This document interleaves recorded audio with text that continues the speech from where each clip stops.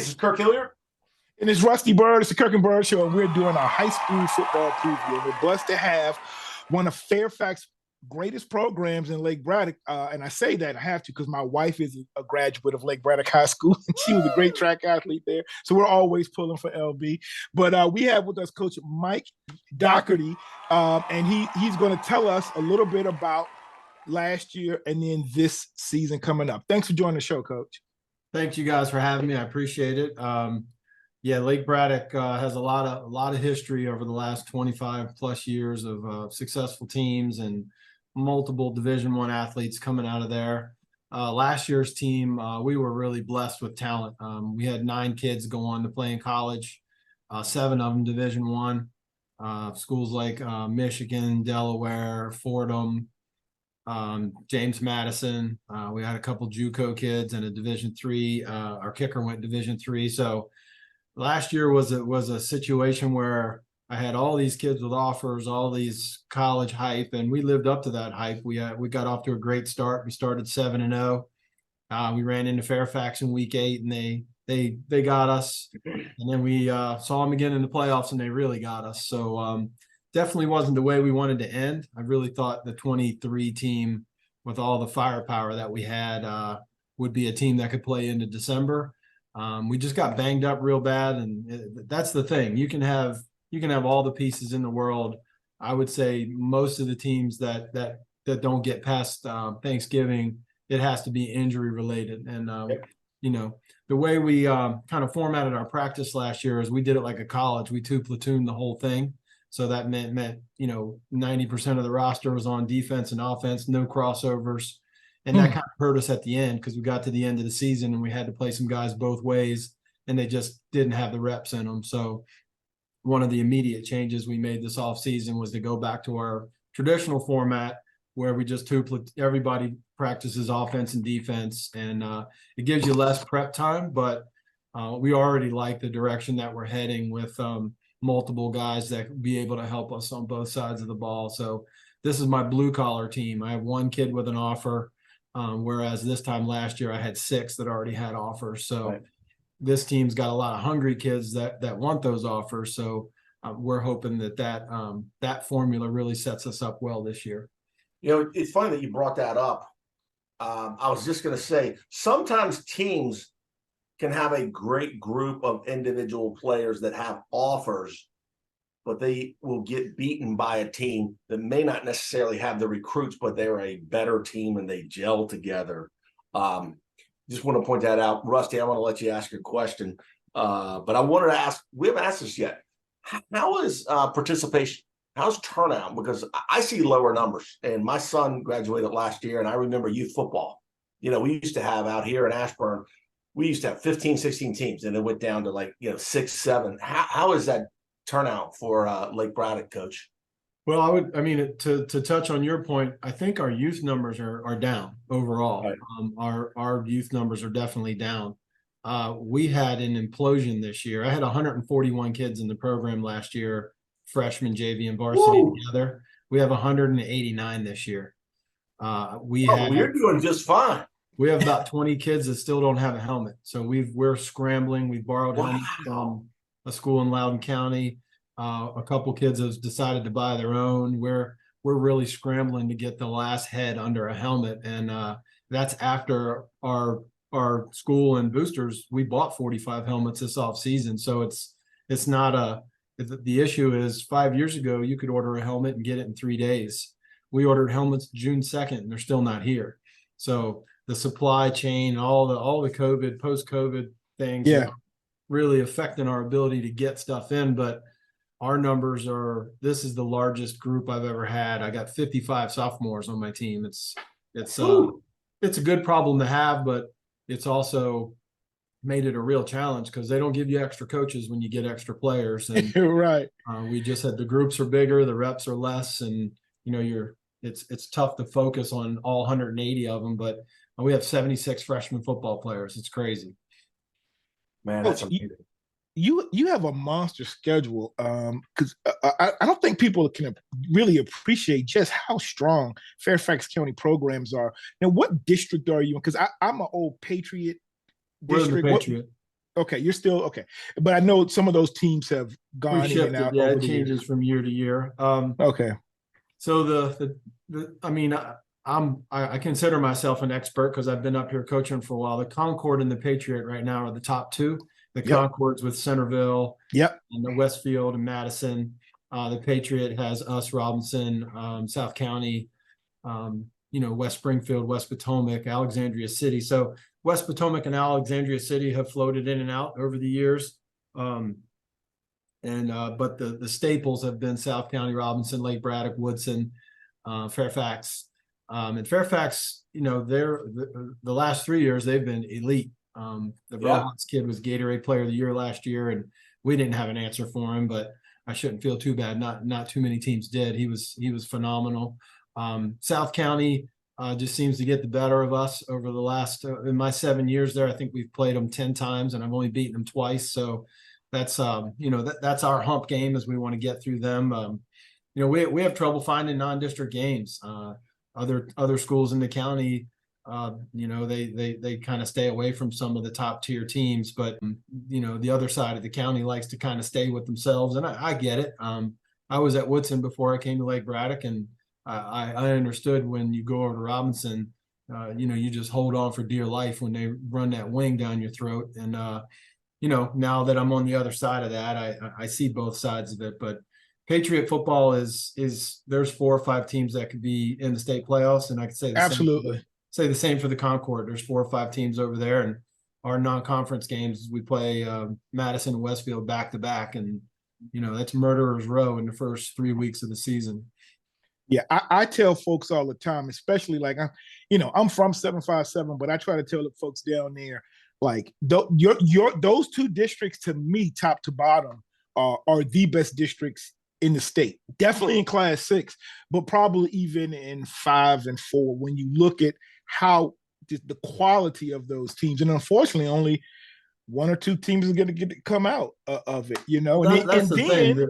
The 757 is always going to have a monster. And with the Phoebuses of the world, the Hamptons of the world, the Mauries of the world, but when you look at 1 through 7 in their conference, right. I bet 4, 5, 6, and 7 probably are average to below, where in the Patriot and the Concord, we can't get out of our own region. That's our thing. I mean, we go 8-2 or 9-1, and we have to turn around in the playoffs and play the same teams again. And it's a gauntlet for us. And I prefer it that way. I don't want to play teams that we're scoring 60 on and not getting work. But at the same time, we have struggled to get to, we call it Thanksgiving week. We want to be at Thanksgiving playing for that region. And, there's just some heat up here every week. And if you're not flowing and healthy, it's tough, man, because everybody's got hammers. Yeah. Coach, how long have you been at Lake Braddock? Because you all have put some, like you said, talent out there. But yeah, I'm a big fan, and you guys, you haven't made it to the state final, but I mean, just the teams that go ahead of you have been tremendous. So, well, how long have you been there? This will be my 7th year at Lake Braddock. And again, you mentioned some of the teams before us. I had to play against them for 3 years when I was at Woodson, and that wasn't pleasant at all. The 2016 team that jumps out at me was one of the best high school teams I'd seen, and they just stumbled in the playoffs that year. They were undefeated going, and I think Southlakes beat them that year. But I was at that game, right? It goes to show that you look at, this isn't necessarily Fairfax County, but Battlefield was 10-0 last year and lost to a 5-5 team in the first round of the playoffs. So it's just super competitive up here, and you have to really plan your out of conference games appropriately, and don't look for some cupcakes. You gotta go to war with some folks, and we don't really have an option. They're the only teams that'll really play us is the other teams of that caliber. Coach, I don't want to take too much time, but I do want to ask, what positions do you coach? What is your background? Offense, defense? I'm an offensive guy. I'm doing the special teams now. I have an offensive coordinator that's been with me going on 16 years, and I've kind of turned the reins over to him over the last 5 or 6 years. I have a great defensive staff and defensive coordinator, so I pretty much handle everything from filling the water to the special team plans to fundraising to parents to emails. And I let my coaches coach. I got a great staff. So your program has put out some tremendous quarterbacks over these last 5, 7, 10 years. Like, is that Peterson. Just amazing quarterbacks? Is that something that, I mean, is it your program? Is it coming from the youth programs? If are they running your systems, or just how is it that you have so many great quarterbacks? Well, we kind of walked in one of my first year at Lake Braddock. Billy Edwards was an 8th grader. And Man. He came up to me in an interest meeting and he said, "I'm going to play Division I football." And he was about 5'0" and 100 with freckles all over his face. And I said, "All right, okay, good to see you. We'll see you." And sure enough, him as a 15-year-old sophomore playing against the defending state champs of Westfield and throws for 400 yards and 3 touchdowns in his first game. And to answer the question, we've been blessed. We feel like we do a good job in the off season. There's some local quarterback trainers that I push kids to go to because I believe in what they do. Barry Thompson's a name I don't mind throwing out there. He Fairfax Football Academy. Yeah. I've been sending Barry quarterbacks for years. Barry was on my staff at Woodson for 1 year. So it's little things like that. And it's a tradition at our school. We got 3 guys fighting for our QB1 spot right now, and they could start on any team we play. And, this is the first time since I've been at Braddock, we didn't have a Division I kid already committed, or whatever you want to call it. One of these kids could end up that way. But, the quarterback position, from the Caleb Hendersons to the Michael Niebricks to Kyle Edwards to Billy Edwards, Daniel Leposki last year, and we got 3 kids fighting for it this year. Coach, I knew you guys were loaded because Jamie Kaiser, he left the program and he was, going to be a 3 or 4 star. He played at Bishop Ireton with my son for a year. I mean, and I was just like, oh, they got a cheat code on quarterbacks over there. Yeah, he was something special. He just, obviously he's a basketball. I think he's an NBA player, but we were sad to see him go, but we kind of knew that was coming, especially in the interest for his basketball. Right. Opportunities in career. So that worked out. So with this season, Coach, can you tell us a little bit about this year? Let's first talk about your offense, your defense, and if there are any players you want to highlight. Yeah, we like our size this year. 4 of our offensive linemen returned from last year's team. We were pretty elite at every skill position last year and just a little young on the line, and now it's kind of the opposite. We've reloaded at those skill positions, but Ben York is a UVA commit. He's our 1 Division I commit at this point. He's a big, long, physical, athletic offensive tackle. Next to him is Yazan El-Hag, is 320-pounder that moves. This is a human forklift, just moves everything in its path. Every receiver and running back was a JV guy or a backup last year. So there's a lot to be seen there. Christian Porter and Michael Cerise are battling the quarterback job. And we have a transfer from Maryland, Rock Creek Academy, I think is the school.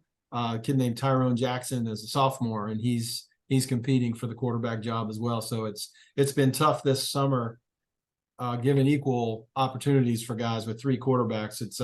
We're doing the best we can. We got 1 more scrimmage this week.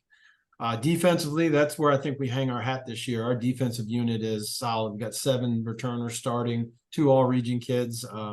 Trent Payne, a defensive lineman, and Ryan Matheny is an outside linebacker. And we return 3 of the guys up front, 3 of the linebackers, and 2 kids in the secondary. So we're real excited about what that group. In our first scrimmage, I think we gave up 25 yards the entire scrimmage. So, and that was in like 65 plays. So they're stout. We're excited about them.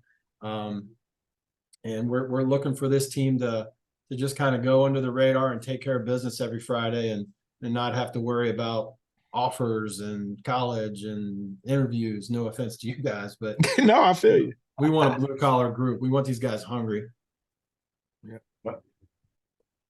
Coach, what type of offense are y'all running? We run what we call an up-tempo college spread. So we're in shotgun. We're in 1-back personnel. We're 4 and 5 wide. Sometimes we'll go empty, and we're all RPO. So our quarterbacks are given the flexibility 90% of the time, when the play is called, I don't know where the ball's going to end up. It's possibly a handoff, it's a keep, or he's just ripping it to an open receiver. So that's been real effective for us. We've averaged about 40 points a game over the last 3 or 4 seasons. A lot of that's due to talent, but our scheme is to just create some mismatches on the edges, numbers wise. We're gonna outnumber you. No matter what you do, you're going to be outnumbered because the RPO scheme can attack all 3 levels. Defensively, we're going to be a 4-front. We're going to look like a 4-3 most of the time. Depending on the coverage, we can sneak into a 4-4, but we're going to be super aggressive, come after the quarterback, and force you to one-on-one block our defensive front, which we feel is going to really cause some problems for some people this year. We're athletic and big enough. We're 215 to 225 on those D-line spots and super athletic. So, it's not necessarily your gap plugging guys, but you're not going to be able to block them every play. And when you do, you got to deal with the linebackers who 3 out of the 4 were started last year.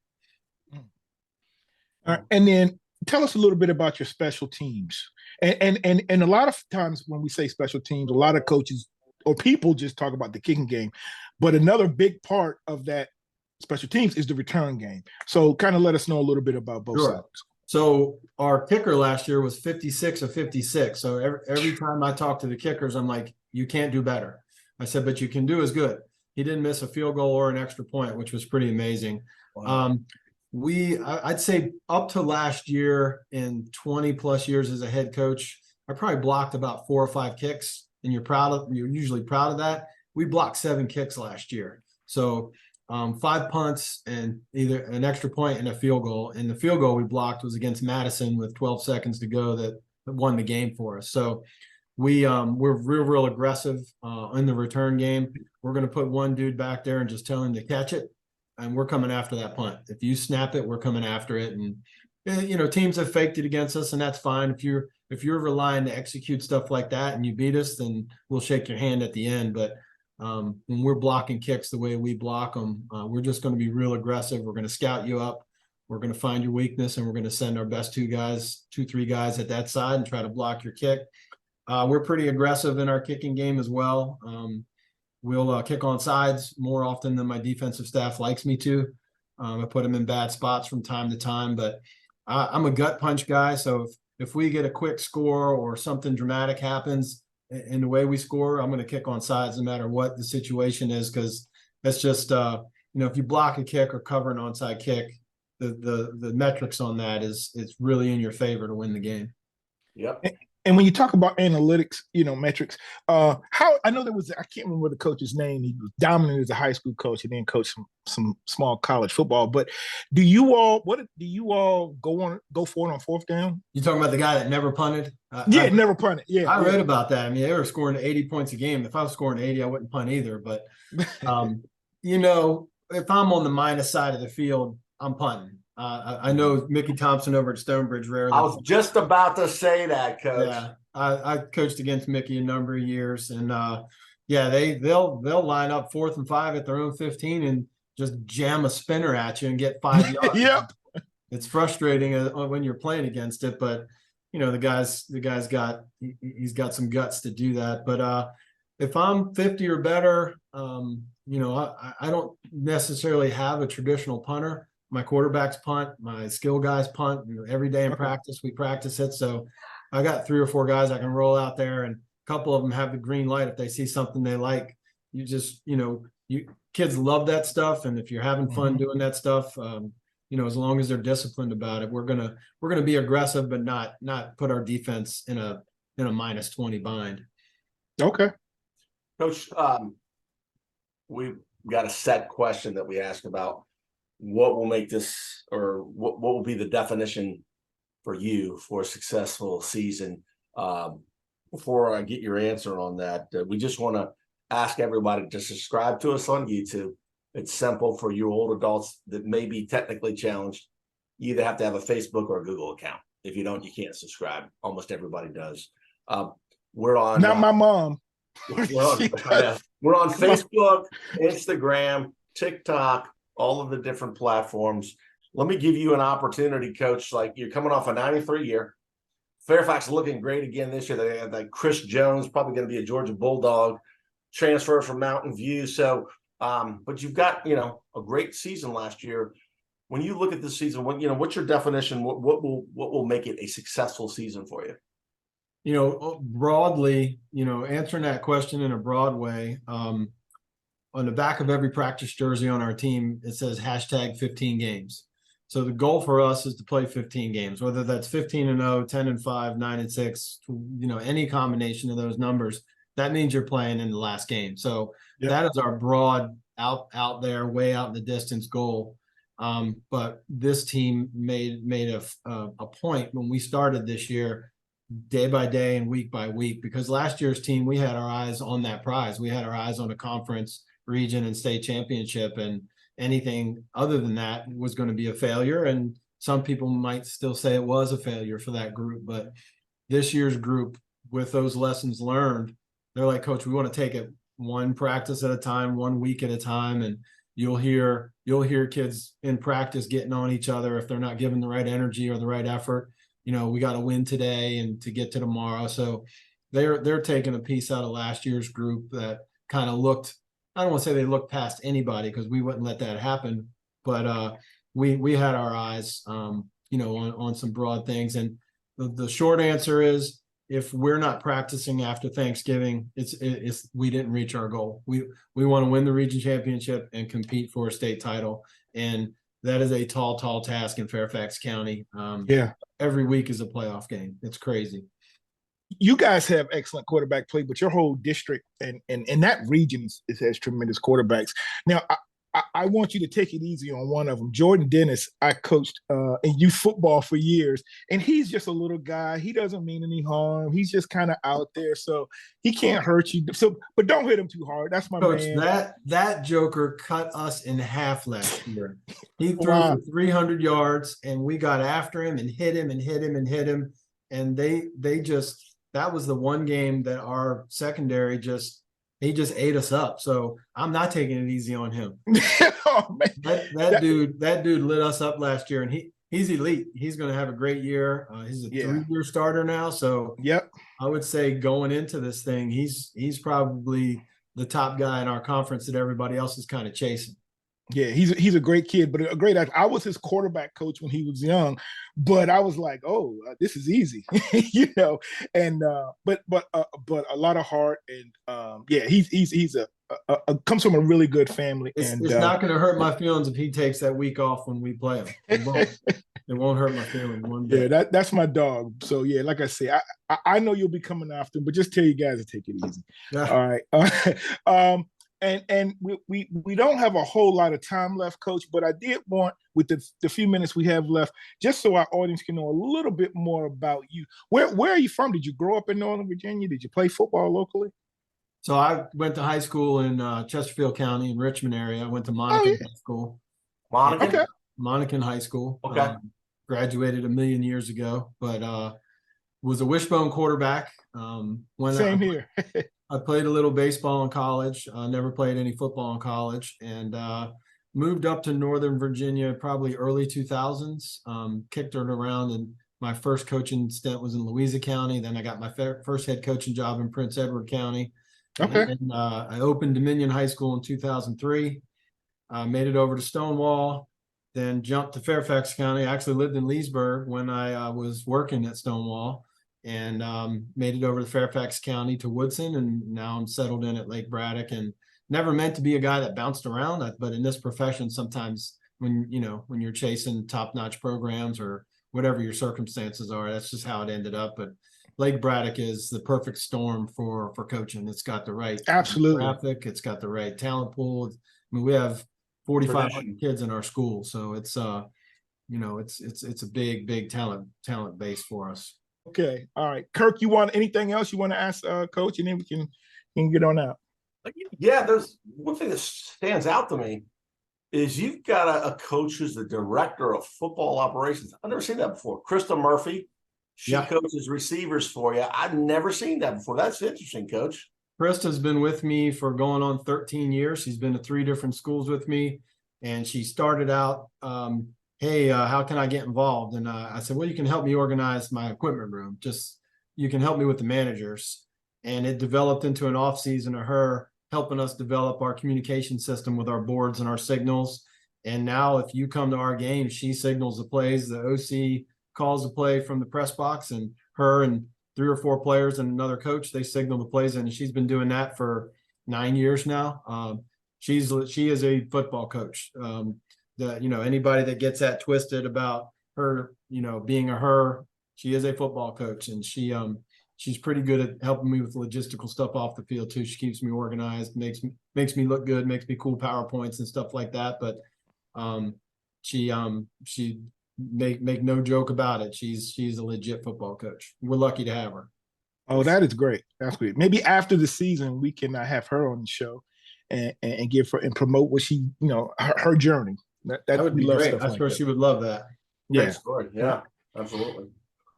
All right, Coach, we're gonna wrap this up. But is there anything you want to promote? Maybe your booster club or something? So people can help out. We would love to see people come and support Lake Braddock football. Come to the games. We get 4,000 to 5,000 people depending on who we're playing. Wow. Yeah. We're hoping the Sharks bring over a big crowd for us. But whenever we're playing Woodson Robinson, any of our rivals, which is every week, we pack the stadium. Come over, eat our hot dogs, drink our Diet Cokes, and get involved with our booster program, and just come over and take in what a game day environment is in Bruin Nation. It's something else with the band and our cheer and everybody that's involved in Friday Night Lights. There's a game going on, and I have to remind them of that every once in a while, but we got some awesome stuff going on up there, and we're excited for this 23 season. Great. That is great. I do have one request. I know you're probably not the man. Can you guys get a bathroom? Do you guys still have the stalls? We are the richest county on the face of the globe, and we have porta-johns everywhere. How about that? I know. Half our schools in the county, there's 27 high schools. 14 of them now have outdoor plumbing. So we're almost in the 18th century, and the rest of us. But we have 4 or 5 porta-johns, and I'll point out which one's the cleanest when you come by. I'll let you. Thank you, because did Robinson? They still have? Yeah, they still have porta-johns. There aren't very many. I think Oakton and West Springfield just got renovations, so they have outdoor plumbing. South County, Westfield does, but the newer schools, they got it. Alexandria City, they have the bathroom on top of bathrooms. You got to go there just to use their bathroom. That's just his bathroom. Okay, all right. Well, yeah, I always use the bathroom before I get to Lake Braddock and don't drink a lot of soda. Yeah, because again, you guys have crowd, especially at a playoff game. Yeah, you're in a long line to use that bathroom. Yeah. But that's a good problem. All right. Well, thanks again, Coach. We really appreciate you joining us. And so for Coach Michael Dougherty and my co-host Kirk Hilliard, this has been the Kirk and Bird Show. We are. Thanks, guys. Appreciate you. All right. God bless you and good luck this year, man.